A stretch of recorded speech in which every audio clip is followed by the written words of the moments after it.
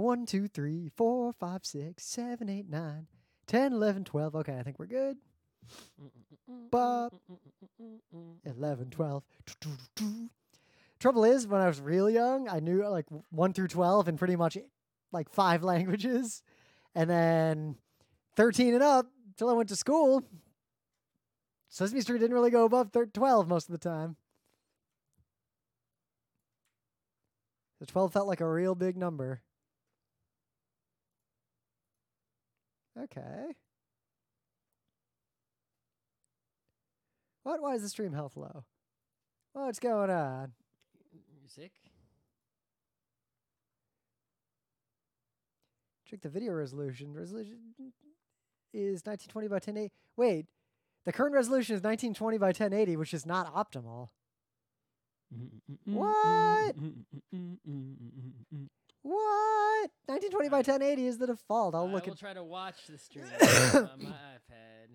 I'll see. I'll look at that later because I haven't changed anything. Let me just watch this on my iPad. Wonder if YouTube changed something. Let's see what's going on.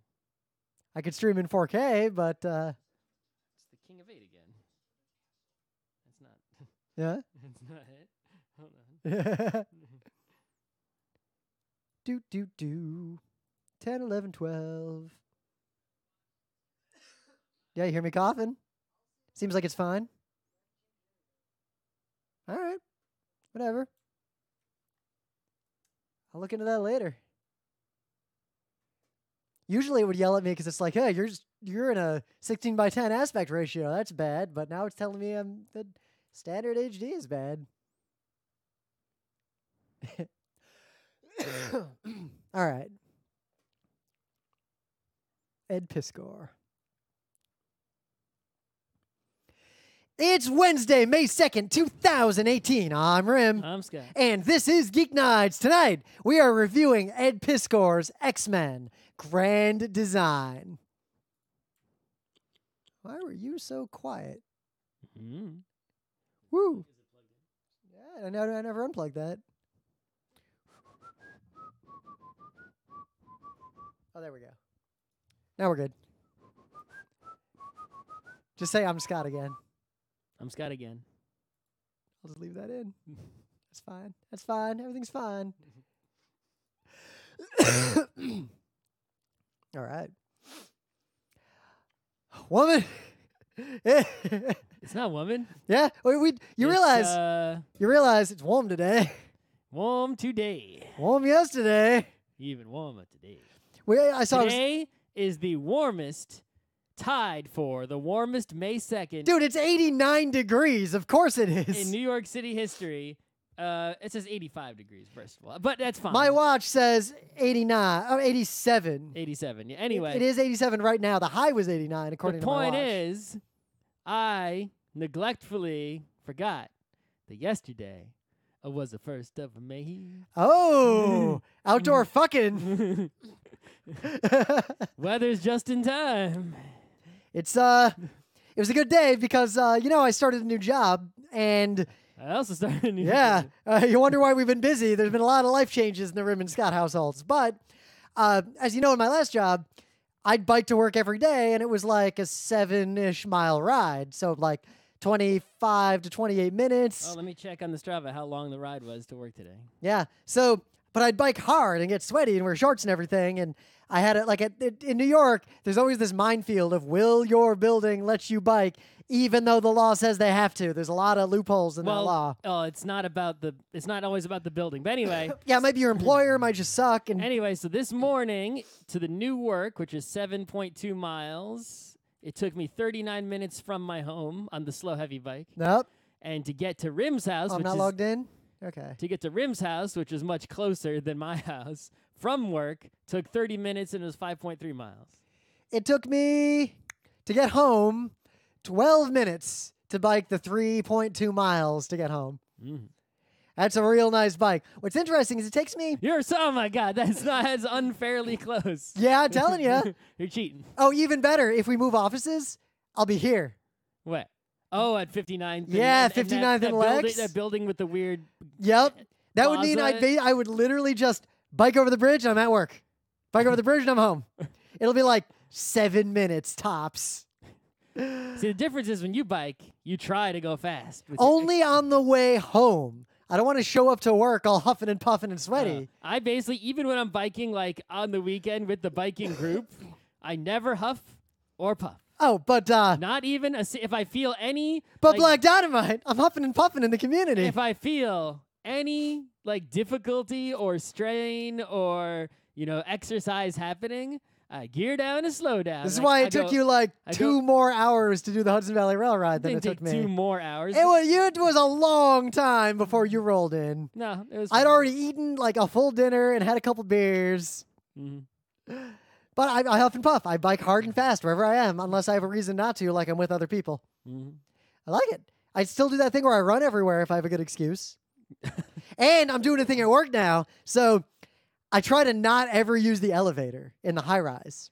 What floor is your office on? So previously at Rim's job, I was on the 10th floor. That's a little too high. That's fine. That's like a 5-minute walk up. Like it wasn't a big deal. I used to be a little like out of breath by the time I got to the 8th or 9th floor, but now up 10, like no big deal. I'm just skipping steps. It's fine. We moved up to the 18th floor, and let me tell you, 18 ain't 10. 18 is a lot bigger. 18 than ain't 10. You know what? But it's even worse because the 13th floor is where there's like the unlimited food and coffee and stuff. So now I'm going up and I hit 13. It's like, fuck it. And I go and get like some breakfast. Then I take the elevator the rest of the way. My previous work was on the 7th floor, right? But guess what? Or the 8th floor, I think. But anyway. Yep. My apartment is on the 3rd floor.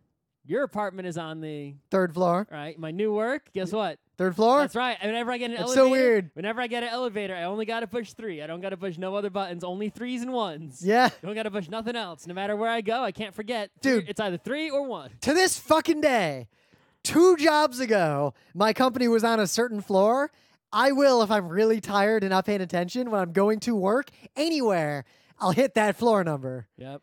I haven't worked at that place in like a decade. This is why it's real good to have one of those fancy buildings like the building Microsoft is in, where when you go to the front desk. Oh, yeah, you just tell it what floor you're going to. Or if you're an employee, you wave your card at this turnstile, and then an elevator comes with no buttons on it. Yep. And knows that a person going to floor 12 or whatever has gone through the turnstile, and an elevator comes programmed to go to that floor and no other floor. Oh, it's even better. For it's not only secure, it is also convenient, which is great because usually security, usually means a decrease in convenience. That technology of the elevator with no buttons is a dramatic security increase along with a dramatic convenience increase. Like but any hotel that has that will literally never have problem- the checkout problem at a con again. The only problem is People who don't know. no, if you go through the turnstile, right, and the elevator comes and you don't get on, Oh, you're just trapped. you have to go back out and then go back into the turnstile again. Yeah. Because there isn't like a place to wave your So, barcode. to A get cool thing about the building I'm in now, and actually a lot of the buildings here, they're double-decker elevators. So the elevator stops at 2 floors at any given time, and algorithms just manage that. Oh, so the elevator is 2 cars, one on top of each other? Yeah. So it can open on floor 1 and 2 at the same time. Yeah. And then it goes up. And it just cleverly tries to multiplex the rides. So and you might be, say, in a car stopped while the people above it's you are rare, getting though. out. It avoids that when it And, can. and it might as well open the doors. Yeah, so the other thing is, and just because the kind of company I work for now, they really want people to walk because it's good for you. Mm-hmm. So elevators, by default, unless you have a special access card that says you have, it's like privately, if it basically flags you as some sort of disability or reason why you should be able to pick your floor, elevators only go to odd or even floors. So you gotta use the stairs. Unless you're real lucky and you're on an odd numbered floor, because then you can get to the food floor and your office and theoretically never have to use the stairs.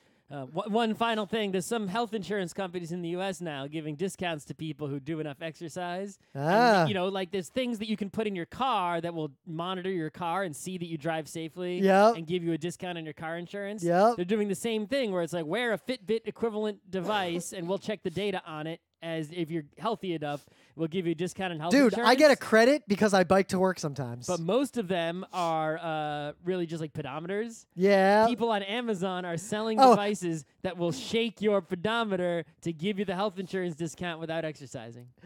That is amazing and very American. Yes. Both sides of that conversation. But where was I going with that? I don't know. That's all we got. Go to the news. All right, so in the news, there's actually some pretty interesting news about Hasbro and the Power Rangers. Right. So, it seems like in the world of the U.S. at least, all of the popular culture nerd properties, right, are being gobbled up by Disney and or Hasbro. Which is extra complicated because Hasbro already has the rights to like Disney princesses, like Disney stuff. So if Disney gets something, Hasbro basically also gets has it. a license. License to like toys, right? There's and a difference between licensing and owning. Yeah, right? It's like Disney owns fucking Star Wars, right? But they don't make the Star Wars toys. Someone else makes them, right? Hasbro makes them. Oh. Yeah. Oops. Full disclosure, I own a lot of Hasbro stock. I've been buying Hasbro stock for like a decade, and I'm continuing to buy it for reasons like this. Rim's eventually is going to own Hasbro. Well, slowly but surely. At my current rate of buying, when I'm 130 years old, give or take, You'll own like a fraction of a percent? I'll own enough to where I could actually vote in a proxy election. And if it was real close, one day the Hasbro executives are gonna call Rim and be like, who are you thinking of voting for the board? Rim's a 90-year-old man. They're all like these 40-year-old executives. He's like, son, my save games are older than your grandpa. Like, don't try to tell me who to vote for. It ain't you. My goal in life is to walk into Hasbro's office, vote in one shareholder election, and then immediately collapse into a skeleton.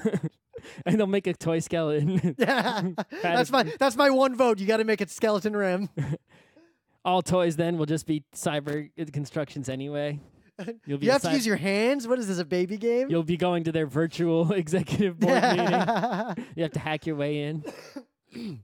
But yeah, there's a lot of things going on here, but... Yeah, Hasbro bought the Power Rangers from Saban, however you pronounce it, right? Yeah. They didn't license it or anything like that. They now own it the same way they own WotC and Transformers and My Little Pony. They fucking own it. Meaning they can make the shows, the movies. So if you want to make a Power Rangers movie, you have to buy a license from Hasbro. If they want to make Power Rangers and My Little Pony Transformers crossovers, guess what? They can just fucking do it if they want. You can't stop them because they own it all. Yep. They probably will. And it's real interesting this is all happening right now. The people that they currently license to, like IDW, who makes all the Pony Transformers G.I. Joe comics, I think they might even already make Power Rangers comics. I forget who makes the Power Rangers comics, but guess what? If the IDW doesn't already, they're going to soon. Right? You can expect any place that you currently see Hasbro stuff, the Power Rangers are going to get in that mix. You'll probably go home and you'll probably watch My Little Pony on the Hub. Is that still a network? I don't even know. I don't even know anymore. But Power Rangers... Well, because Hasbro's wherever way My down Little right Pony now. is on TV, fucking Power Rangers is going to be on right after it's over. So Hasbro's down right now because of an unrelated thing. Because as you all recall, Toys R Us is gone. Bye-bye. And...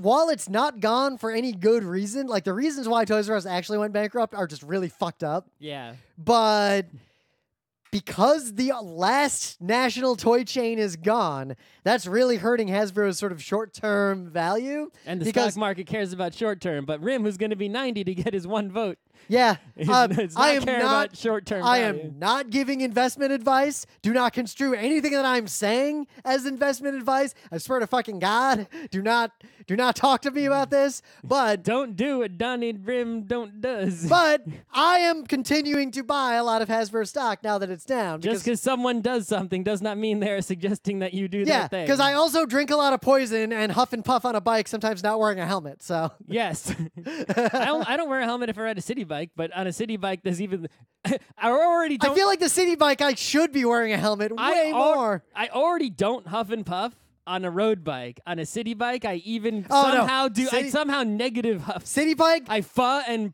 fuff. City bike, I'm rarely even in that top gear. I'm just like putter, putter, putter.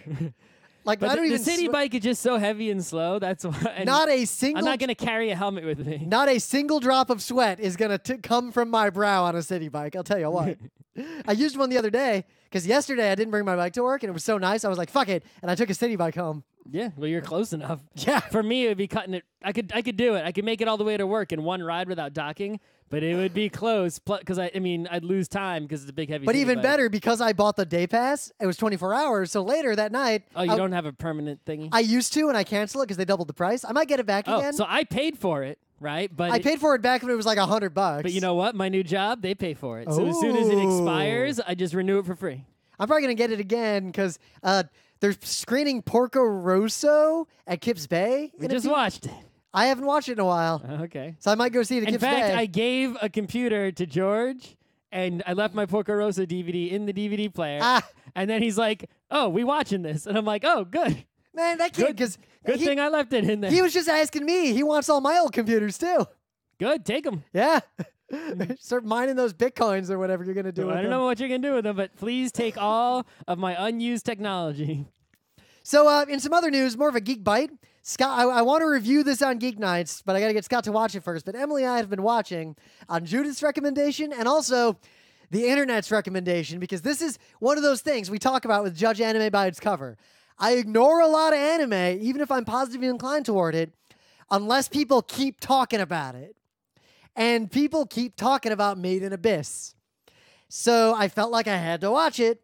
So I watched one episode, and it was intriguing enough to watch the rest, and I'm almost done with it. It's not long. It's like 10 or 11, 13 episodes, the season. Supposedly, I haven't seen the end yet, but supposedly it ends in a reasonable place, unlike, say, Attack on Titan. And what I have to say about it is that if you're an anime fan, it is definitely worth watching. I'm really enjoying it. I think Scott will really like it. It reminds me of the good parts of Juosei, if you even remember that show. I remember there was a show called Juosei. That was the one with like the brothers on the planet with the plants that'll eat you. Oh, I thought that was number 9. I don't know anymore. Or 'cause number 6. Yeah, I conflate all these shows together because I can't. Anyway, the show with plants that eat people, but coupled with Secret of Mana. Like Secret of Mana's got cute slimies. Yeah. So imagine a show that is the terrible secret of space, which is there's this pit, and no one knows how deep it goes, and it's called the Abyss. Like Dragon Quest? Everything is like cute Dragon Quest looking characters. Everything's set up like an RPG with people like upgrading their equipment and like levels. You know what? Delicious in Dungeon is a lot like that, only it's about eating the monsters, but it's still about going deeper in the dungeon to deeper But the levels. deal with this show, I'm not going to spoil anything, but here's the real deal. This pit is Golgotharoth. This might as well just be the prequel to The Prince of Nothing.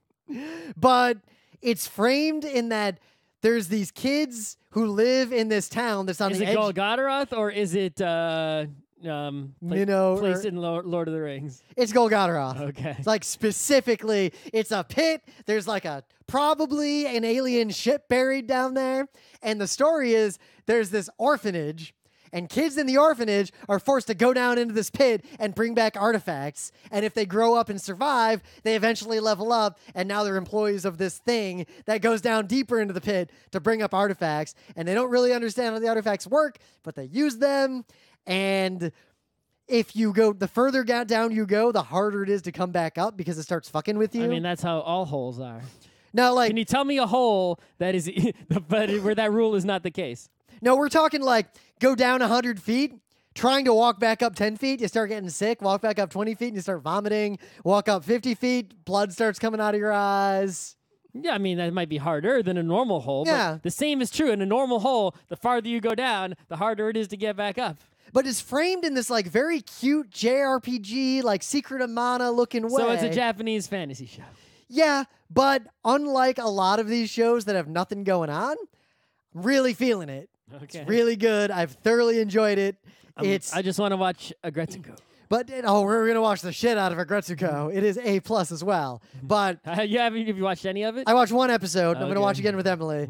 It is Agretsuko. If I had to give the shortest geek bite possible, there is a lot more to it than you would have guessed. Mm-hmm. It's a legit show. It isn't just DMC, which as much as I loved it, DMC is basically just the same joke over and over again. Well, the DMC manga is a complete manga. Yeah, but Agretsuko feels like it'll be very simple jokes, and it's not. It's actually a pretty good character drama. Mm. But Made in Abyss is good and way dark. Like, one of the things is these kids, like, the environmental storytelling, like, they find, one of the things that they find, and no one knows what they are, is skeletons. This is why you like this show. All around this pit, like, everywhere. Those are people who tried to walk up from 200 feet deep. Oh, no, and no, they it's just way turned worse into than a that. They just turned into a... What if you're just down there? Like, let's say you're 1,000 Oh, if feet... you're, and you just stay? Sure. No, I'm saying you're 1,000 feet deep, right? Yep. And just say you jump. Like, you just jump in place. Do you, like, disintegrate from going up a little bit? So, I don't know, because the characters I am following are only in the 4th level now. They're 4 levels down, which is way beyond what normal people do. And the people who are allowed to go down there, like the black whistles or the white whistles, they're all fucked up non-men now. Like, they've been fucked up by this stuff. Yeah. But they keep finding just thousands and thousands and thousands of skeletons. Nice. And they're all buried in the same way. They look like they're praying. And they're all facing toward the center of the abyss. And they're so old, no one knows what the deal is. Mm-hmm. It's fun. This is a good show, and there's a reason why everyone's talking about it. Mm-hmm. All right, that's a good opening. First bits. Save this. What's going on in the chat? Yes, 18 is greater than 10. Poop emoji. So does the change of job mean fewer random trips to London and Turkey? Yes, I have not been to London since I changed jobs, and I'm currently not traveling like I used to, which kind of a good thing. It's kind of good to be home. As much as it might appear from my social media that traveling everywhere around the world all the time was like this glamorous fun thing, and it was, it's also real tiring and stressful. Well, it'd be better if you weren't in New York, and because then you don't want to leave. If you were in shithole, it'd be like, please let me travel. Yep, it's definitely... I'm in New York. I don't want to travel. I'm more, you want to come here. I didn't move here to go somewhere else. Anything else in here? Some live news in London. Car just drove into a bus and a bunch of other cars. Ban human drivers. Yes, I agree. Ban human drivers forever. Yep. Humans should not drive cars. All right. Just ban cars. Yeah, ban cars unless you can prove that you have initial D skills. You can pause that shit. Yep, I just did. I mean, but why would downloading games affect your uploading? Is it non-symmetrical? No, mine is symmetric, so I don't know. All right, whatever. I'll deal with that later. Anyway, back to the show.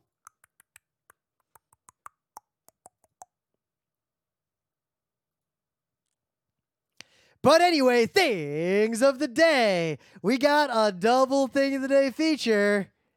Well, one of them is a remix thing of the day, and one of them is just the unoriginal a thing from the olden days that's not remixed at all. So I found this because the sort of the buried lead here is that all those psychedelic, awesome shorts from Sesame Street in the back in the day, they're all just on YouTube, like all of them.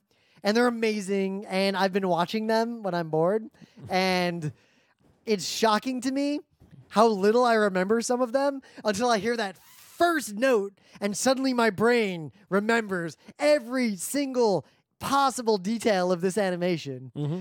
But this one is one that has been stuck in my head for the last 36 years, and it is the Sesame Street Pinball song. Mm-hmm.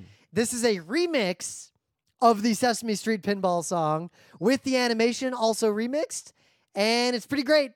Yeah. I mean, the original song is already great. Yeah. So while talking about things that are great, this video reminded me of another Sesame Street video. So we searched for it, and there it was, The King of Eight. He's really great too, but he's not remixed. It's just The King of Eight on the official Sesame Street YouTube channel. And the King of Eight has the same exact voice as the Muppet Rolf, the piano-playing dog, which is obvious. Ooh, check out those hot princesses. Yeah, I feel like these Sesame Street shorts were a big foundational part of my life, and I'm starting to notice as I'm older that between like these and things like Donald Duck and Mathmagicland and the anime I watched when I was a little kid, I can see why I'm the way I am. Yeah, a lot. It's it's hard not to draw a connection between the aesthetic of these and the aesthetic that I like in artworks today. Yep, I do really like late 60s, early 70s semi-psychedelic stuff. So yeah, in the meta moment, the GeekNights Book Club book remains Homer's The Odyssey. I got a bunch of travel coming up, so I'm going to finish it in the next month or so. If not sooner. Oh, I thought you had finished it and were waiting for me. No, I stopped reading to wait for you to start reading again, but I'm well on my way.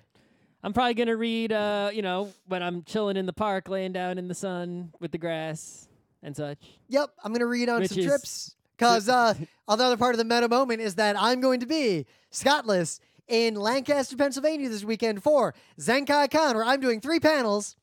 Anime openers from around the world, which, important point, this is the last time I'm running this fucking panel. Thank I'm fucking done. God. Thank God. I've run this, so many versions of it, so many years, and it is not feasible for me to make new versions of it. And because I can't put it on YouTube, I'm increasingly unwilling to make content that I can't put on the internet. So I'm letting that ship sail. This is the final performance of anime openers from around the world. And I got a couple of little gems I'm going to share, but that's it. I'm done. Underrated anime you should see. The first brand new GeekNights anime panel in a long goddamn time. It's anime you should see, only ones that you just cut the list apart to be different. I'm really, because I looked, every anime panel we've got has bullshit old slides. So I'm making this like we make modern panels. Mm-hmm. So I'm making it from scratch. And Apocalypse Zero is in there.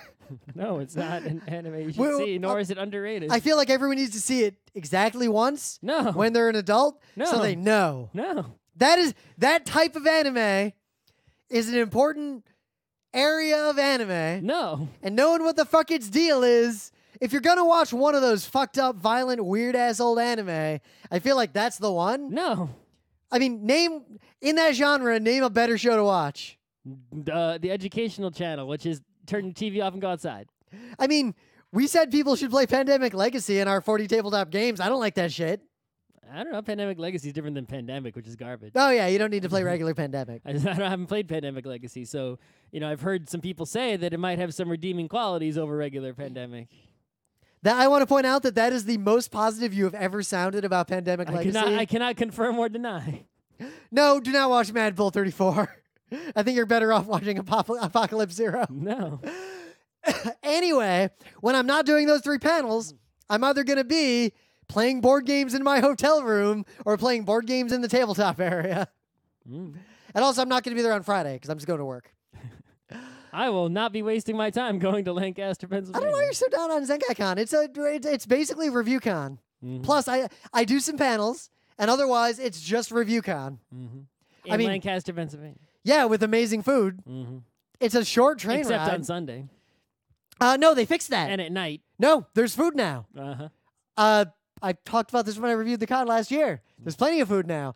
All these non-religious restaurants opened up. Apparently the locals are mad about it, and apparently only non-locals eat at these places. Mm-hmm. There's all these, there are literally restaurants there that basically people who take the Amtrak from New York eat at and no one else does. Okay. Which is sad because when I was on the ski trip this year, we ran into the same thing. There's this place we eat at, which ironically is called The Common Man. And it's got its motif is like, I don't know, farmer, peasant. And it's got like the logo is literally like a peasant pushing some peasant ass thing. But the proprietor of this establishment, I was talking to him because we were there alone because we were there like in a time when most tourists don't come in to ski.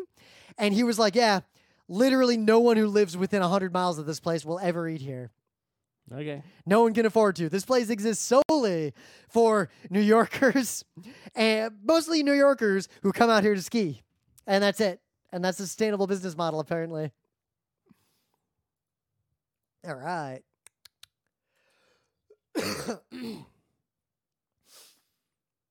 So, Ed Piskor. All right, so we talked about him on the show before, I think. Because he but- did those awesome posters, right? Well, no, Ed Piskor is the creator of a comic known as Hip Hop Family Tree. Oh, And yeah. Hip Hop yeah. Family Tree is a comic which is in Ed Piskor's unique.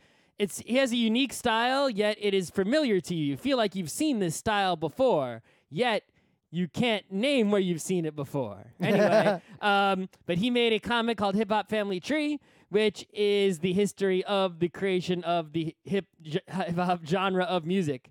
in somewhat documentary, but also somewhat not, definitely documentary. somewhat not documentary form. That is a photograph, I'm assuming.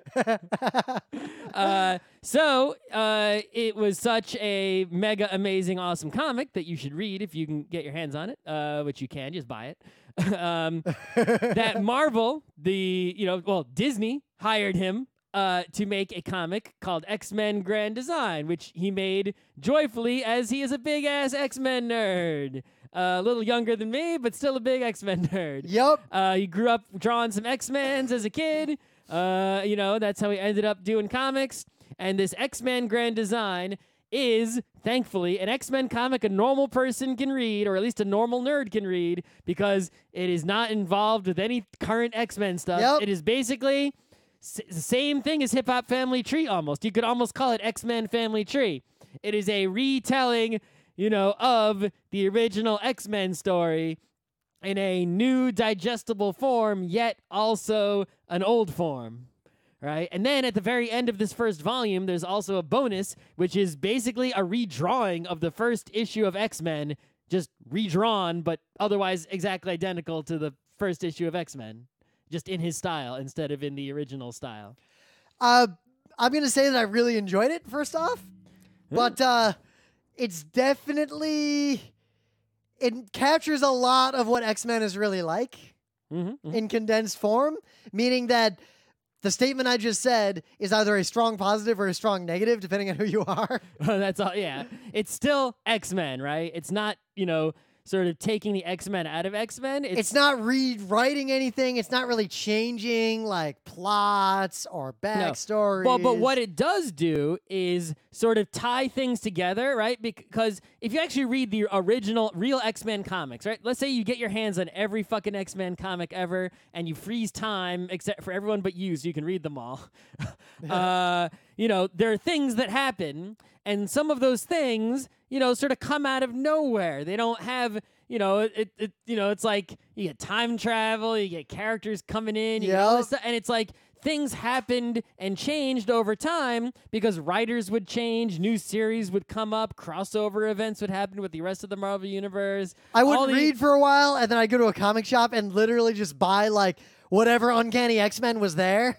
And it would just be, like, I wouldn't know what was happening. Yeah, there'd be retcons and this and that and all, things would happen. But, like, if you were to see something happen in X-Men issue 200, it's like the things that foreshadow that may have been A, non-existent, or B, only go back a few issues. Here, for example, you've got, like, the Sentinel thing, which came, quite a bit later, tied in from the beginning, right? They're showing you tied it back to, like, Xavier finding Storm, right? And Farouk and all that, like, really old ass nonsense, right? You've got the Phoenix Force, being foreshadowed heavily. Like, they're like, hey, the Phoenix Force is coming, even though if you actually read the comics, it's sort of like Phoenix Force, like, what's that? Yep, here it is. I remember as a kid when the Phoenix shit happened. I remember feeling dumb and thinking, wait, shouldn't I know what this is? Did I just, like, not read this? And I didn't understand what the deal was. Yeah. I mean, I actually bought, I didn't read the actual Phoenix, the famous comic where Cyclops is holding the dead Jean Grey on the cover. Yeah. I hadn't read that comic and the couple issues before or after it until I was living in Beacon. And I bought basically like Marvel Essential X-Men volume something that contained all those issues in black and white.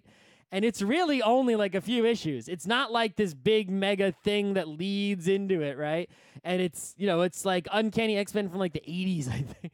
Right? It's like, it's like it comes way deep in to the story. Whereas here you've got, in this retelling that's sort of trying to take all the major plot points of X-Men, the big things that happen, right? Get rid of all those meaningless details and, month-to-month garbage that doesn't matter, in between the real issues. Just take the big major plot points, right?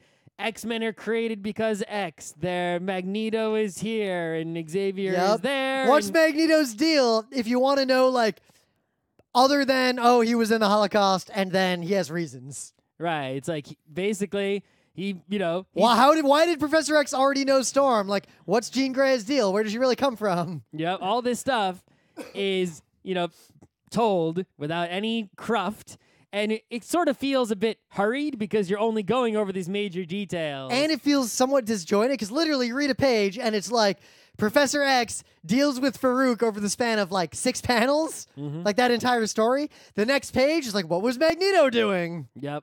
It's like you might not even realize. You're like, oh, it's Magneto. It's like actually took me a couple panels. I'm like, oh, right, that's what's going on. But and that only, it helped that I had all this X-Men knowledge. If you don't have X-Men knowledge at all, I don't know if this will be, I can't tell. This will either be great for you because it'll allow you to get the big picture of what all the major things that happen to the X-Men, the important parts of the story without the garbage that's hard to understand. Well, like, doesn't matter. honestly, I didn't know what Or you might not know what the hell is going on because you've never read any X-Men before. You're like, who the hell are these people? There's no character development, no character advancement. For the X-Men that I had read, I never knew who the fuck Namor was.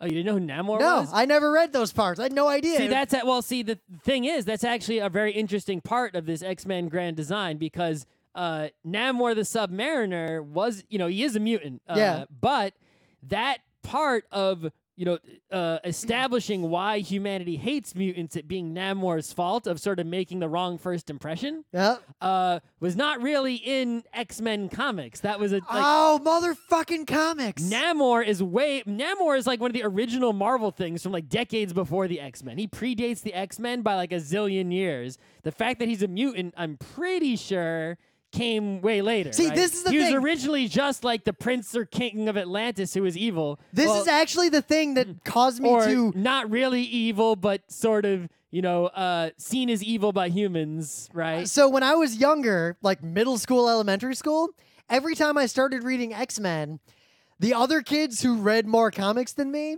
would always, like I would know about shit like Namor, and they all knew...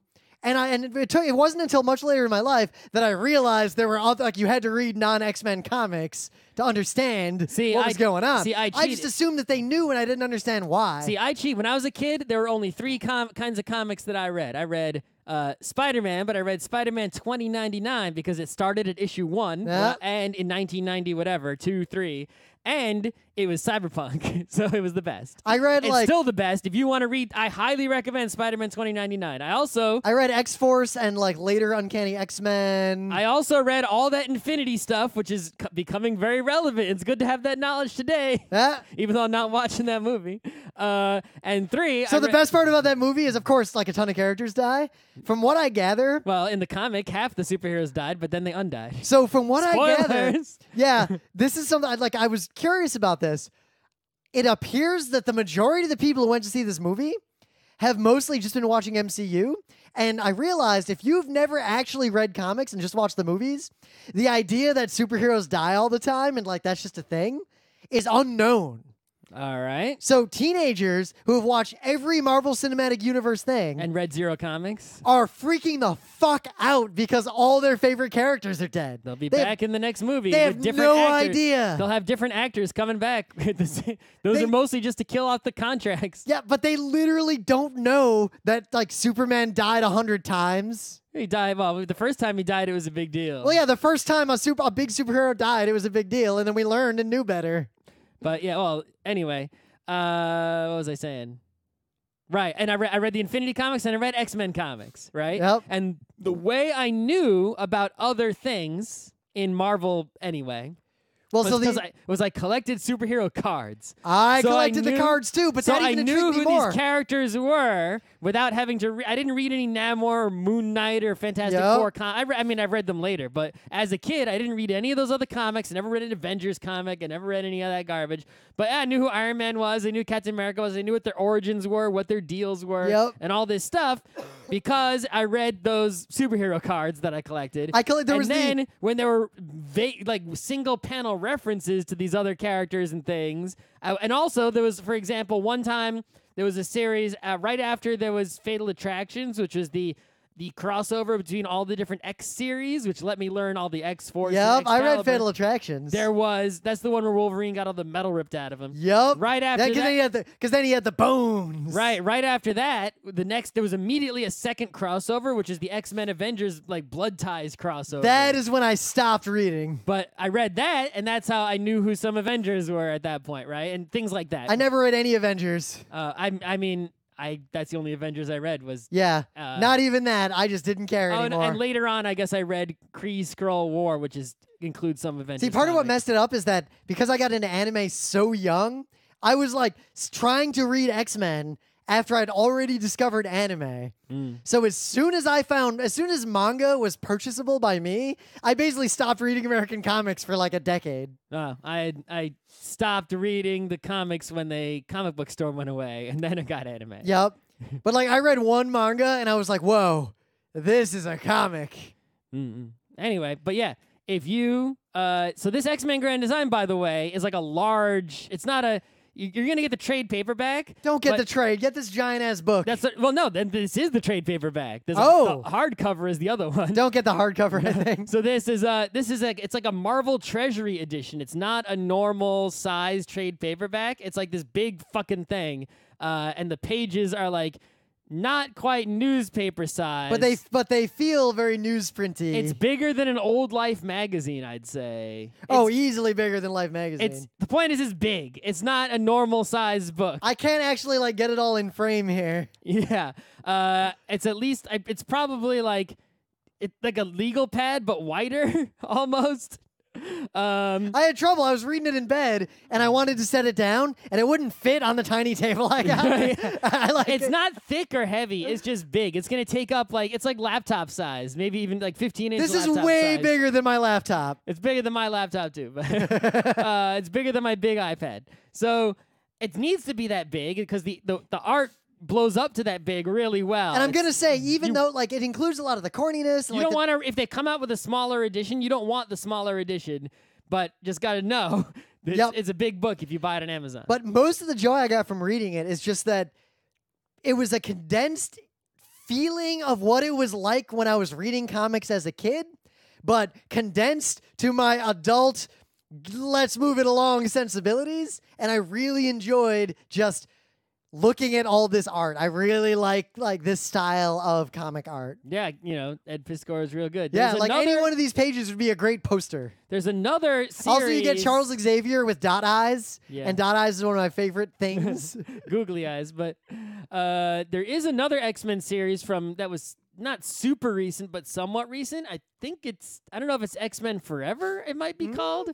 And what that is it's basically, there's Uncanny X-Men, but then there's Adjectiveless X-Men. That's the one we read, where the first issue with Jim Lee, right, on the art, with all the multiple fold-out covers, right? Yep. So that Adjectiveless X-Men sort of got away from where it started at a certain point, and there's that more recent series is basically ignoring all other X-Men continuity. It basically just picks a spot in that series where it veers off, and cancels everything that veers off and just starts at that veering off point and keeps going as if it had the same writer the whole time. Now, this is one thing I like about the MCU, and it has all like these 90s character designs with the. I'm hoping the MCU will keep its continuity and never split off again. Like, they're releasing the movies at a slow enough rate to where the people who are the realities of actors and money making, that will never happen. Yeah, but we'll see how it goes, because right now it's coming at a sustainable rate, because instead of read this whole series, then this whole series, it's literally, there's 19 movies. Just watch a movie and then watch a movie. Yeah, it's 19 movies. Wait until there's 190 movies. Yeah, but I mean, I watched all of Sailor Moon in a weekend. That's 200 episodes. You're going to watch all the superhero movies in a weekend? They're movies. There must be 90 minutes, right, these things? I've seen a few of them. They're at least 90 minutes each, right? Yeah. The trouble is, the ones I enjoyed the most were Guardians of the Galaxy 1, and I haven't seen Thor Ragnarok yet, so I don't have any opinions on it. Yeah. Guardians of the Galaxy. Doctor Strange was okay, but I don't need to watch it again. The main problem is that they don't have the 1, 2, 3, 4, 5, 6, 7, 8, 9, 10, 11, 12. Aesthetic enough. The Yeah. way the comics, Marvel comics that I like have that aesthetic. Yeah, for Marvel the things comics. of the day. Well, even in this one, in Grand Design, in the very beginning, you get the Watcher and his recorder. Yeah, that's actually really, because the Watcher doesn't show up in X-Men comics very often Nope. at all, right? So the fact that they bring him in there really sort of sets the tone of like what this. I love the fact that he's standing It there with his hand on his chin, just like, I have watched. Now I'm going to record on a tape. Well, the reason he's watching, right, is not just to sort of, provide a non-corny intro at the start. Yep. Which is often the Watcher's use in Marvel Comics is to provide this sort of narration. Yep. But Let's see what's going on here. Well, but it is here, it actually serves a second purpose in that it says, here's the story of the X-Men, which is usually a very local story, a very American story, an Earth story, right? It only goes into space when you're dealing with Cyclops' dad, which actually they totally bring into the fold here properly, right? And, instead of having it come out of nowhere, the Starjammers. But he, combined with the Phoenix Force, it shows how the X-Men, it sort of takes the X-Men story and shows how it is a grand, design, universal design of some sort and not just this local story, right? Yeah, this does do a very good job, this comic, of fitting the X-Men shit into this, like, giant apocalyptic future space world. Right. It's sort of, whereas before, again, it was just sort of like a Marvel comic. If you read it over time, it's just sort of bouncing around. It's like, well, what do we do with the X-Men now? Into space with you, right? Yep. Where, here it's like, by having that Watcher there, all the stuff where the Shi'ar come. I guess Professor X didn't date the Shi'ar Queen yet, but that comes later. Spoilers. And